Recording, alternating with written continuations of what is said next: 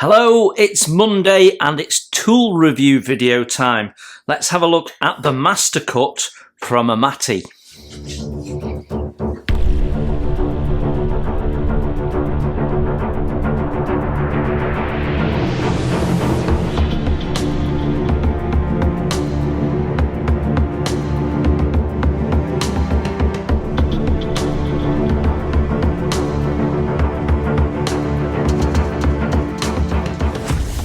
Hello and welcome to Model Kit Stuff. Nice to have you along. Today we are looking at this tool from Amati. It's called the Master Cut, and as you can see, it's basically a guillotine for modelers. So we're going to review the tool. We're going to build up the tool because it's still in its box unassembled, and then we're going to have a little bit of a play with it.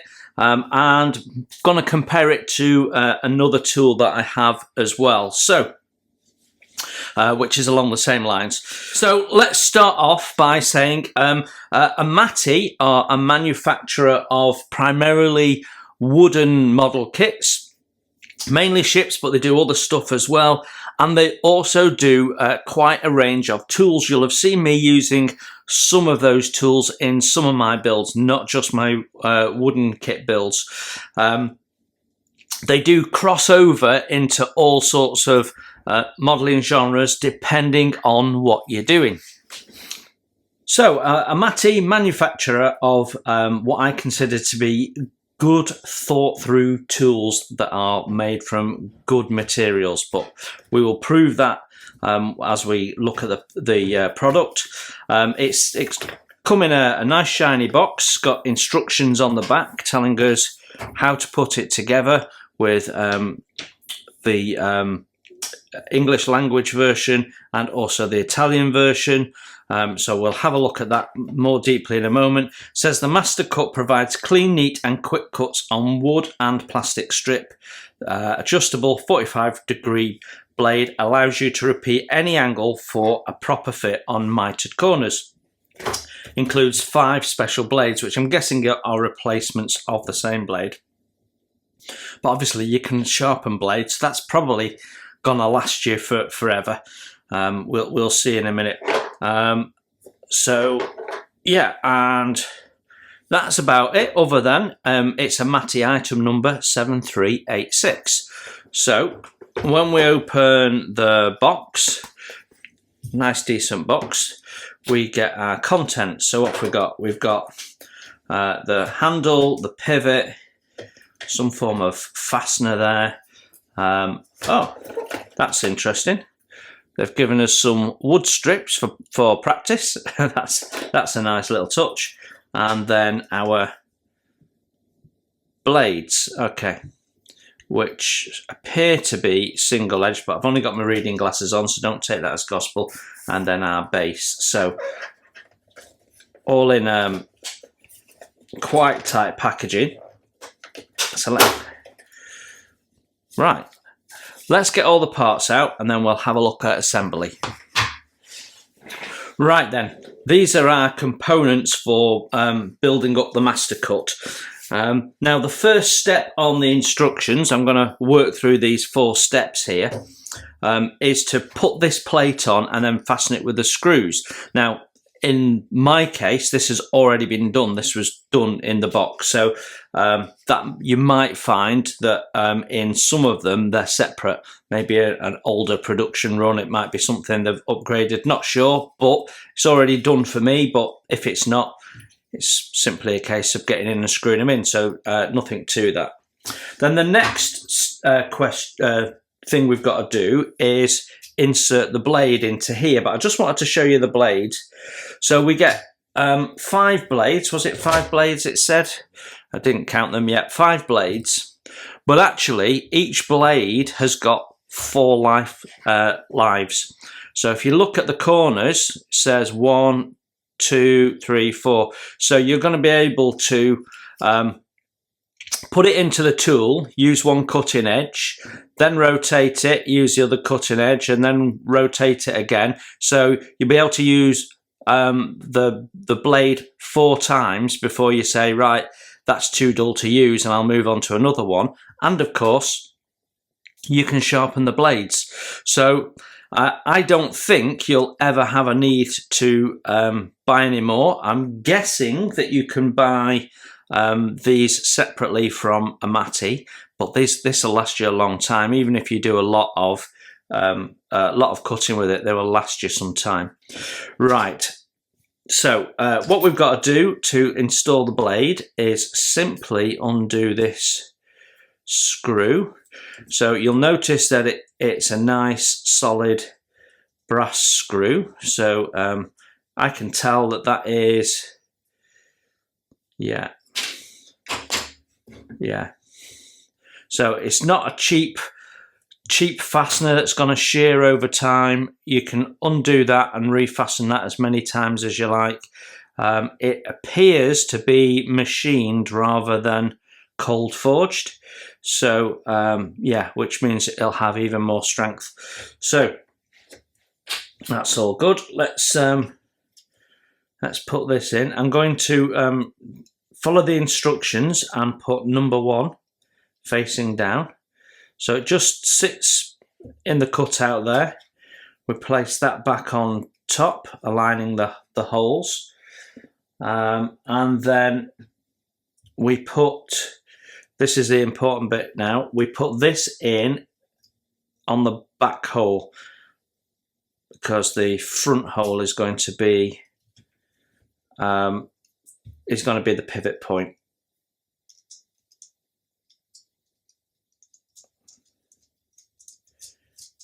There we go.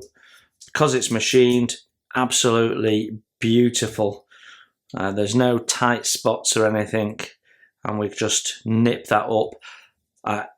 You don't want to do it too tight because as these press and stuff, it might just tighten up. So you just want it hand tight. So there you go. That's our blade installed. So that is 2. Third instruction, insert the assembled handle in the swivel support and fix it with the longer adjusting screw. So that's the longer adjusting screw.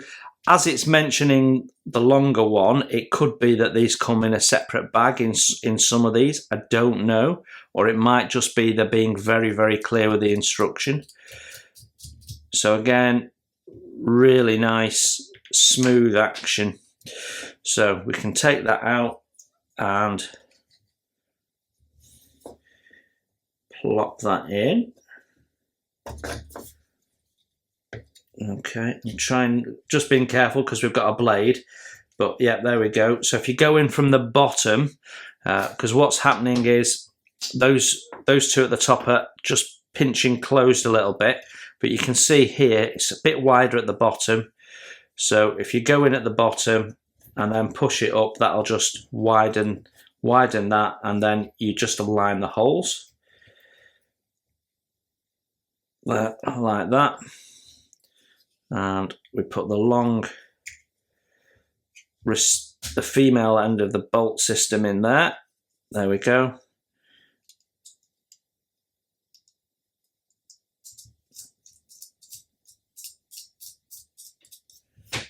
And again, we'll just nip it up.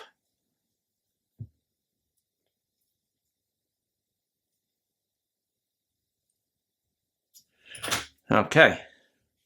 And we'll just check that action. All good.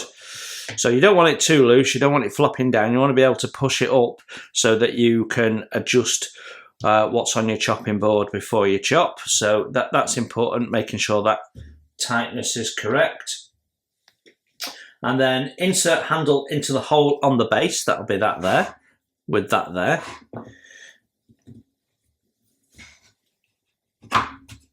Okay. Tighten the screw correctly. So that is when we put this in. So we've got a screw and a washer. So it's a self-tapping screw that's going to tap itself into the plastic of that swivel piece.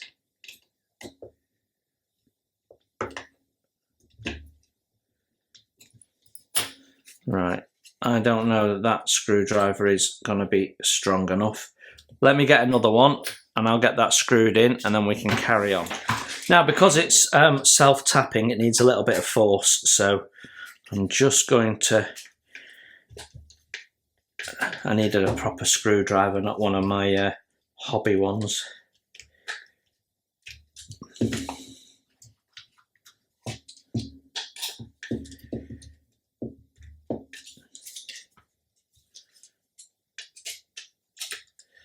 And again, we've got to be considerate of being able to move this. But you can feel by how much resistance you've got to tighten this up that this is biting well and is going to be good quality.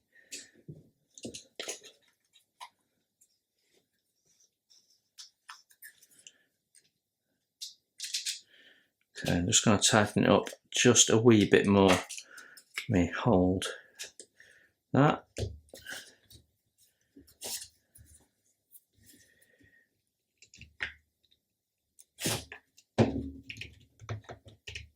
There you go. I think that's as tight as I can get it. So there you go. We have made up our master cut. So it says it will chop wood, and we've got up to a 45 degrees angle there as a mitre. What is interesting, you've got 0, 45 to 45, but they do have a couple of other ranges in between, but they haven't left you. There's a little sort of plastic ridge there which gets in the way of the blade, so you might want to cut some little gaps in there in line with that, so that you've got some alternatives. Having said that, I won't do that until I discover that I've got a need for it, and I'll tell you why in a minute when we compare this to another one. But yeah, let's have a look at the chopping action, shall we? So let's just open this pack of material. So this is very typical of the sort of plank that you might get for planking a deck. I'm guessing it's 1x5. Let's just try that. No, it's 6. So 1x6. So what you basically do, it's a guillotine. I'm sure you all understand how it works. You push it to where you want it, and then you chop it. Now there is a little gradient scale on either side, so you can make sure you get the same length over and over again. What I tend to do is, if I'm doing a set length, I will tend to put a little bit of masking tape where I want it to be, and use that as a point to stop. So for example, if we use this line here, if I want to do 30 strips of wood all at the same length, or if you're doing deck planks and you want them to all be 7.5 centimeters long, you measure that out, mark it off, and then cut over and over again. So what's that done? Oh, okay. So let's just try that again. I'm going to do a different length this time. We'll do a mitre in a minute. So what I'm noticing is the shape of this gives you a little point, and that point allows you to align. So it's not cutting all the way through, and that could be that I have not got this completely tight. So let me just have a look and have a play. Right, I've had a little bit of a play and I understand what's going on now. So yeah, this was a little bit loose. I've tightened it up, but actually it doesn't cut all the way through. So what you have to do is just snap the part off. So it's giving you a nice clean cut. It's just the very last bit that's not cutting through. So what's happening when you close the guillotine, If you don't have anything in it, then you can see that the blade is making contact on the bottom. But as soon as you put something in,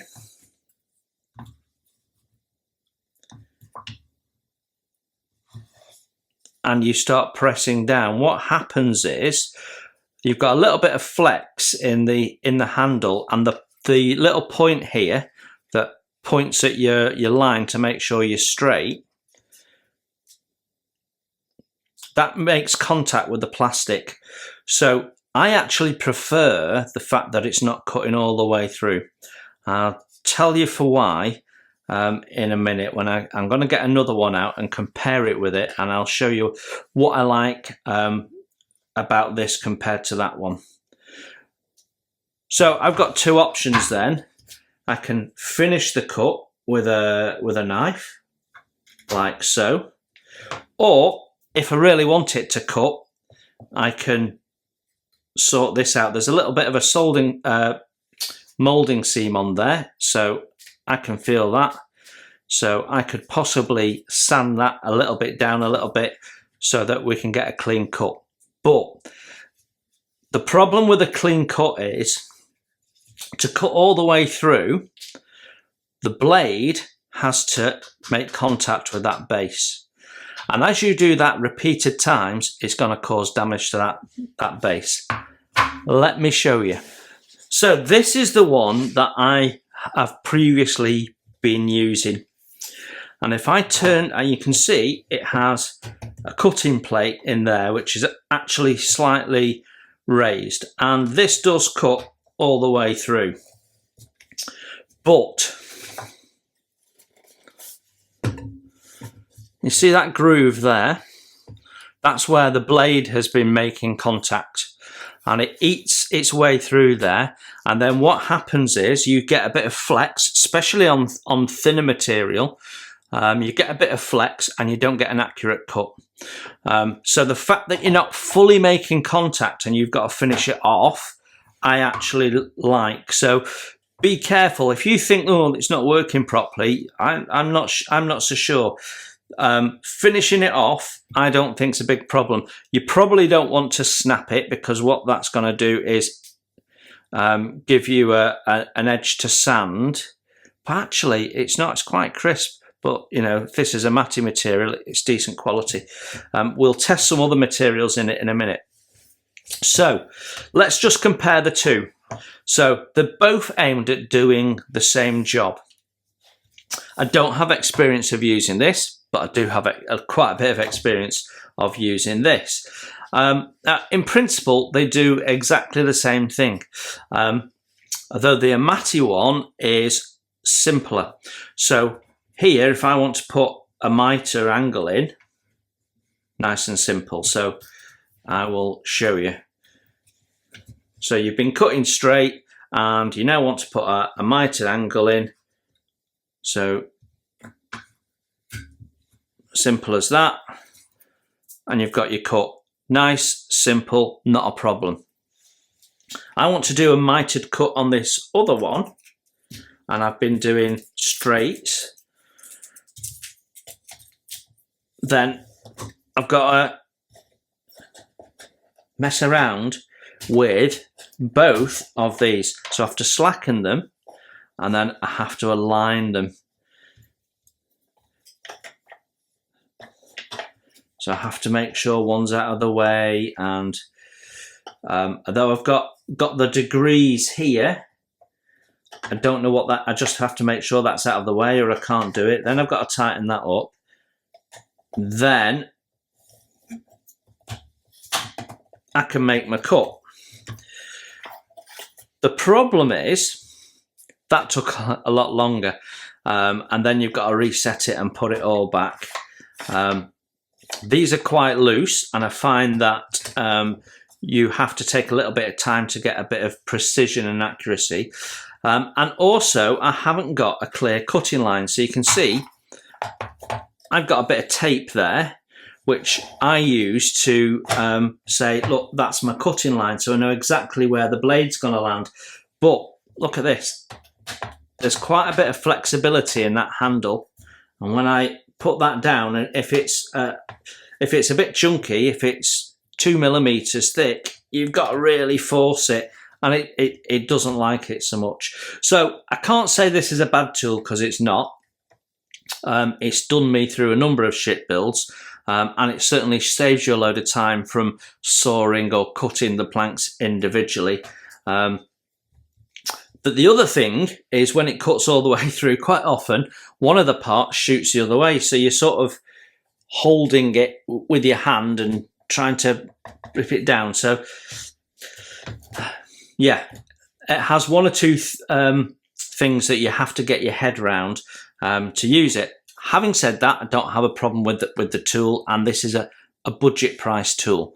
So yeah, it does the job. But the other thing we can see is the Amati one has a much smaller footprint.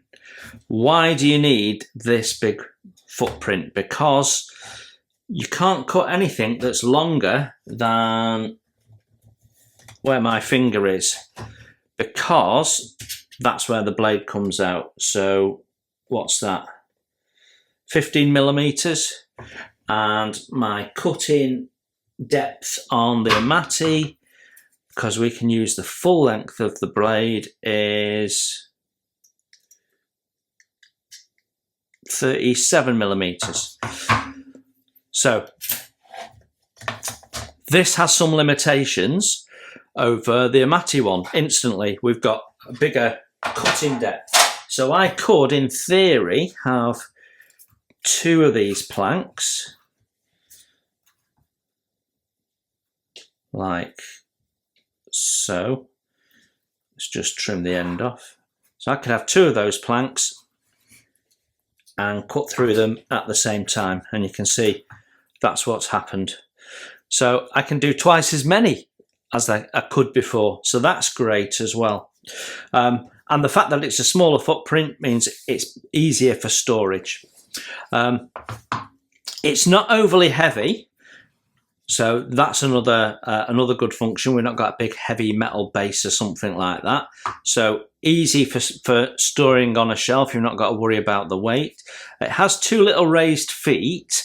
There's no way of fastening this to a desk or a board, so I don't think you'd need to. My experience is you really don't need to. They don't slip around so much when you're chopping. You tend to be holding one end, so you've got some force holding it down anyway. So I wouldn't worry about that, but if you really wanted to, there's nothing stopping you putting a couple of screws through there to bolt it down if you like. So we can see our cutting line. So before we chop, because of this little point they've put on there, we can see our chopping line. So I'm going to be tempted to make a chopping line, I think, for those. Yeah. So yeah, it seems a good tool. So we've tried it on the test material. Let's try some other stuff in it. Right, gonna try it with some different materials that I use fairly regularly. Got all sorts of bits and pieces here. So I'm interested to put it through its paces with things that I typically use and other modelers would typically use. So whether you're making wooden kits or you're scratch building with your plastic model kits, or you're building dioramas, these are all materials that you might end up cutting. So let's start with some plastic card. So we've got a reasonable depth on the blade, 35mm, as I said before. And this is actually 2 pieces of plastic card that have been glued together at some point. They're out of my offcuts box. So let's just try that.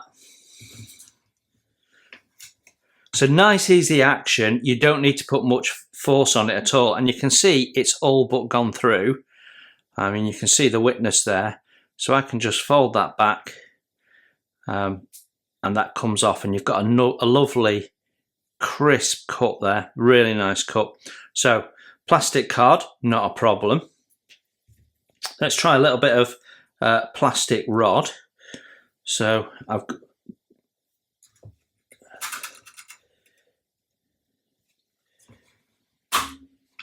straight through. Let's try it on a mitered edge.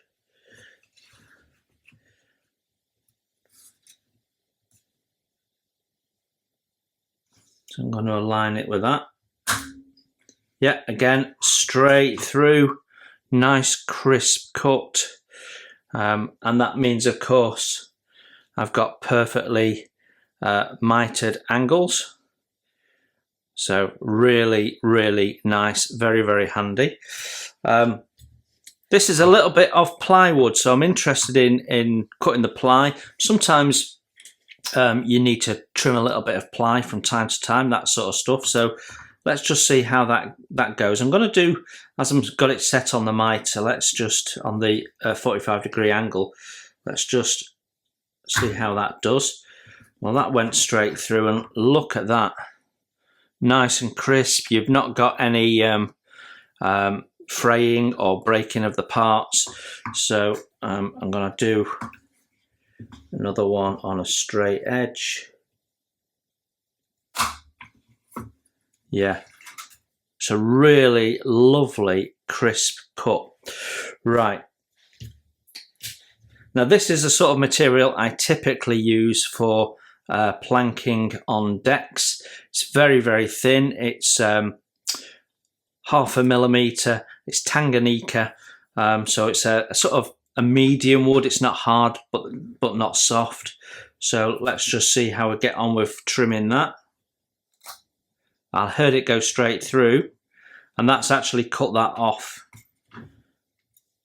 There we go, and that's you can see it's a lovely crisp edge. There's no need for any filing, a way to go, and it's so easy. This action is really lovely. It's all to do with how tight you have that. So if you want you can make it personal. If you want a little bit more resistance, you can just nip that up, pinch those in a little bit. So however you like it. I quite like it loose. Okay, now this is a hardwood, so typically the sort of stuff that you'd use on second planking. So let's see how it does with a hardwood. Straight through.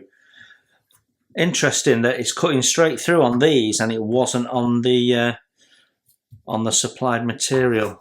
I wonder if that's just the material they supplied. I'm going to do another test one with that material. Yeah, it doesn't quite go through. It almost does. I mean, that just fell off in my hand. I think maybe it's just settling down into its groove now. So this is the ultimate test for it. So this is, let me just measure that. I don't want to tell you something that's not correct. It's 2 millimeters thick, hardwood, and it's what, 5, is it? Yeah, 5 wide. So again, a very commonly used material in shipbuilding. So this is out of my fly kit, so I don't want to take too much off. So we'll just trim the end and see how it does. So this is perhaps the hardest thing that you've got to cut, and on the other one I'd have to press down quite hard, sometimes even standing up to put more pressure down through my shoulder and my wrist to make it cut. So I'm sat down here. I want to make sure that we're doing this in the most comfortable way for me and see how the tool performs. Blimey, that was a lot easier. So again, it's not cut all the way through, but it's a lovely crisp cut. There you go. Yeah, nothing wrong with that. Lovely cut. I've got to say that this is the one that I thought it might struggle with, because it feels quite light and light duty, but it clearly isn't. And let me just show you, just for fullness, how this one would do.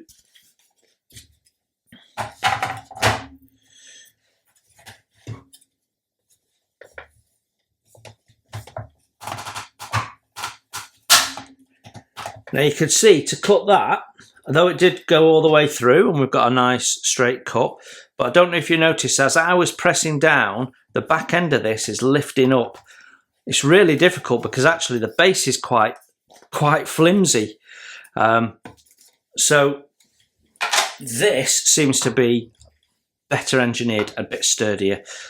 So yeah, I think that's a lovely tool. So what can you use this for? Well, on the box it says plastic and wood strip, but yeah, there's no reason why you can't cut small dowel. I mean, obviously this is a cocktail stick. I mean, it's just absolutely sailed through that. Nice crisp cut, no issues with that. So as long as you can keep it steady, then there's no reason why you can't cut different shapes in this as well. So I'm not sure what its maximum depth would be. How do we test that?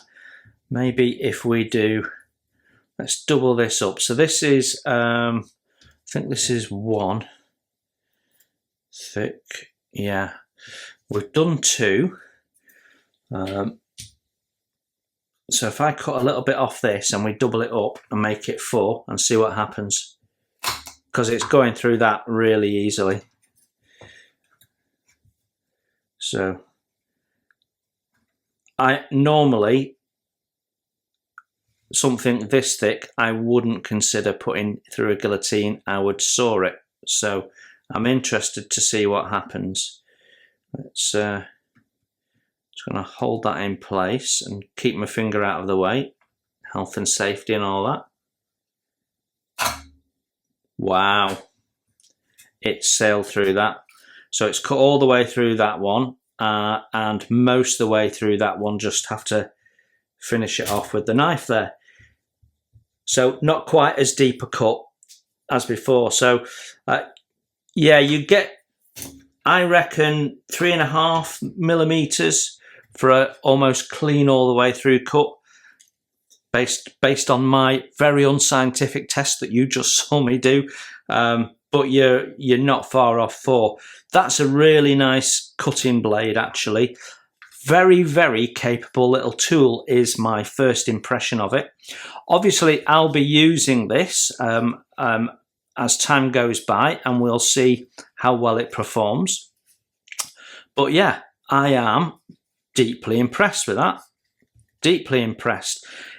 It's a very practical solution to the guillotine. It's small, it's compact, and it's nice and tidy. Yeah. So I'd like to hope that they'd sell separate replacement bases for this. I don't know. I've not looked. So what can you use this for? Pretty much anything. If you're a wooden modeler, then absolutely, cutting strip all day long. This is the tool to have, I would think. If you're a diorama builder or you regularly do scratch building like I do, then cutting plastic, absolutely perfect for that. You'll probably find the blade actually stays sharper longer if you just use it for plastic rather than wood. But yeah, so if you've got any needs for cutting, especially repeat cutting and doing angles and stuff like that, this tool really, really handy. So how much does it cost? Well, in the UK, you shouldn't be paying more than £20. It's about 25 on eBay, but avoid that. If you go to somewhere like Cornwall Model Boats, you'll pay just under £20, about £19 plus shipping. If you buy it directly from Amati, it's €17.62. So it's not an expensive tool, really handy tool to be having. I absolutely love it already just from playing around with it. So there you have it. That is my first impression, in fairness, of the Amati Master Cut tool. Think it's definitely replacing the one I've got.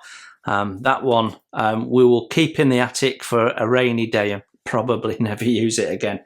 So yeah, that is a nice little upgrade. So definitely something to think about if you've got a need for repetitive cutting or cutting lots of parts at the same length. Really, really handy. But you know what? It's easier than cutting through it with a knife or sawing away at it. It's a great little tool. I hope that was useful, helpful. If you've not come across Amati tools before, go and check out their website and then shop around, because you get quite a range of prices. They're good quality tools. I've got more Amati tools coming up to be reviewed in the future, and I've already reviewed some in the past. So there you have it. Hope that was useful. You enjoy your modelling, and I'll see you very soon. Bye for now.